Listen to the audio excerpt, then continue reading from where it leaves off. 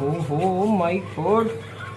एक साइड से हमने सारा प्लास्टिक चिपका दिया अच्छी तरह। अब दूसरी साइड इसको कवर करेंगे।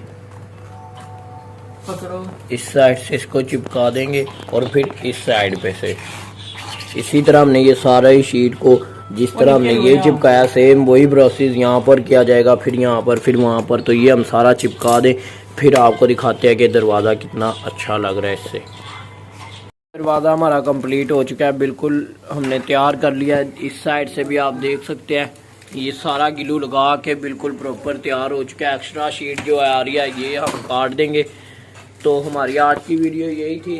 उम्मीद करते हैं आपको पसंद आई होगी। अगर पसंद आई है तो हमारे चैनल को सब्सक्राइब कर ले, साथ में बेल आइकन को दबा दे और हमारी वीडियो को लाइक एंड शेयर लाजमी कर दे। एक और मज़ेदार व्लॉग के साथ हमें दीजिए इजाज़त। अपना बहुत सारा ख्याल रखिएगा। तब तक के लिए अल्लाह हाफिज़।